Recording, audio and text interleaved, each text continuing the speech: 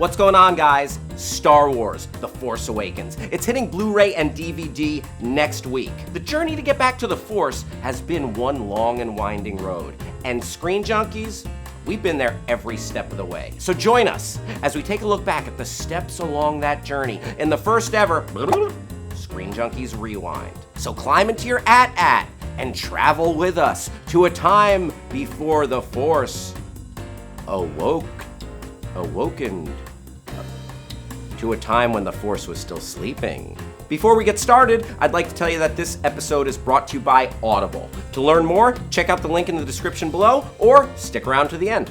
Our first stop takes us back to November 2012, when a young, fresh-faced Hal Rudnick announced the news that sent shockwaves through the galaxy. Hey guys, did you hear that Disney owns everything now? Outback Steakhouse, Beards, and oh yeah, Star Wars. The internet is abuzz with questions. Who's gonna direct it? Is Han Solo coming back? Will there be Wookiees? Will there be Ewoks? Will there be combination Wookwoks? So as turns out, there were no Wookwoks in The Force Awakens. Still kind of bummed about that. JJ, I think you owe me a Wookwok. Journey with me to almost a year later when I sat down with Michael Barrety and Justin Donaldson to discuss what it would take for the new installment of Star Wars to be good. Everybody who has been a part of the original trilogy theoretically could be back. I don't know if that's a good idea. I want them to be the only people in the movie. Really? Yes. The last thing I want to see is Mark Hamill in a lightsaber battle present day. Okay, I admit that was pretty ageist of me. But in my defense, Mark Hamill's most prominent live-action role before Star Wars Force Awakens was as Cockknocker in Jay and Silent Bob Strike Back. So put that in your pipe and smoke it.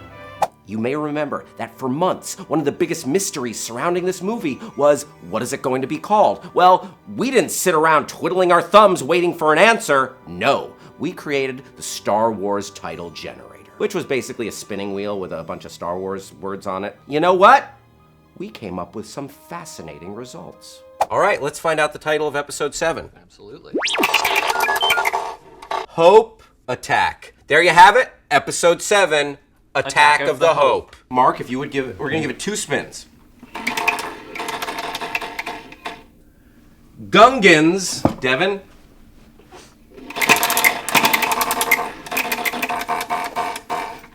The Gungan Senate. If you thought we could not get worse than the prequels, get ready for Gungan Senate. I was hoping it would be Gungans, like Tora. Is it too shameful to admit that there's a part of me deep down inside that desperately wants to see the Gungan Senate? In 2014, Screen Junkies debuted Movie Fights, a forum for personalities and fans to passionately debate movies and go on record with predictions that would end up being horribly wrong. Here's what happened when we asked what film would make more money, Star Wars Force Awakens or Avengers Age of Ultron? What do we think's going to win the box office in 2015? Is it going to be Ultron? Is it going to be Star Wars Episode 7? I'm actually going to go with Avengers. How much cash does Han Solo have with today's young generation? My 13-year-old nephew doesn't give a crap about Star Wars. Like Marvel is his Star Wars. Dan, would you like to explain yourself? I was really wrong. From there, we here at Screen Junkies engaged in what movie fans do best. Speculation.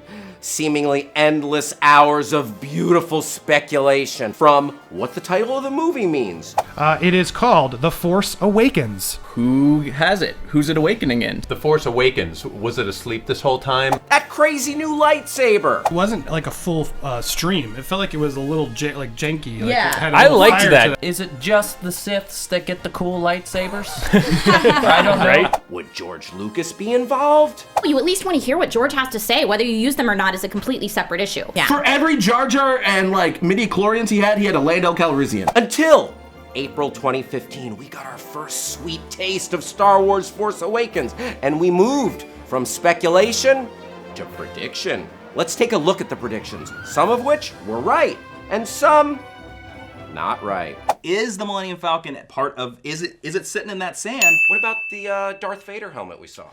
I think that is specifically in there for the sake of the teaser. It is a little bit melted, just like Return of the Jedi, because he lit his father on fire. I think someone kept it. Yeah, and who's the weirdo that kept it, or the badass? We see this lightsaber, and it looks like Anakin Skywalker's original lightsaber from the prequels. He kind of bumps into him, and he turns around and gives him a look. Now, my theory, he knows that he's been captured, and he's like, what are you doing here?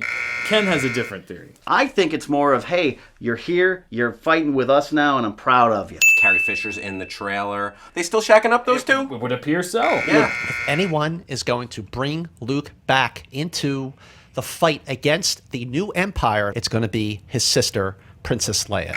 He's not going to show up until the end. He is going to be there from nearly beginning to end, I'll guarantee you. Ah, yes. I have fond memories of that era known as Star Wars jacket speculation. Finally, last December, Star Wars Episode 7 hit theaters, and the fans awakened.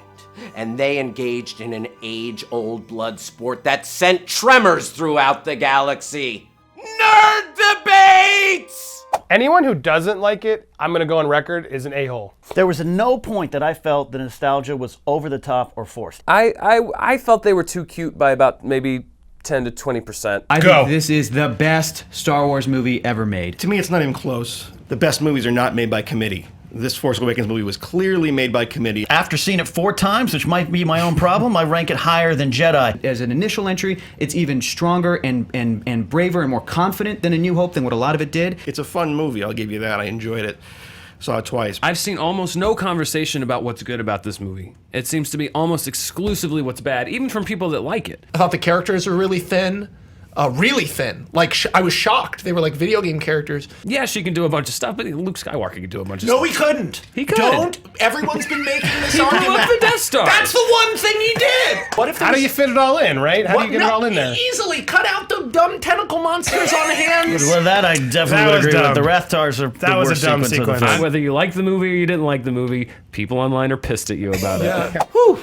You know, it's hard to believe there was a time when we didn't know who Rey was, or just how cute BB-8 is, or why Harrison Ford was so happy to promote this movie. It's because he'd never have to do it again. Hey, so what'd you think? Was that a fun trip down memory lane? Or did it seem like we just wanted to make an easy episode just using old clips? Let us know in the comments below. Should we do this for another movie? Captain America Civil War, or Fan 4-Stick? No, we're not gonna do it for Fan 4-Stick, but let us know in the comments below. Also, tell us your thoughts about that long winding road that led up to Star Wars Force Awakens. Thanks for watching. Hit me up on Twitter. I'm Hal Rudnick. Bye-bye. Thanks again to Audible for making this episode possible. Audible has everything you love, from Star Wars to Doctor Who to Star Trek. And right now, Audible is offering our viewers a free 30-day trial membership. Just go to www.audible.com/ScreenJunkies Show to download a title for free, or click the Audible logo on the screen to start listening now.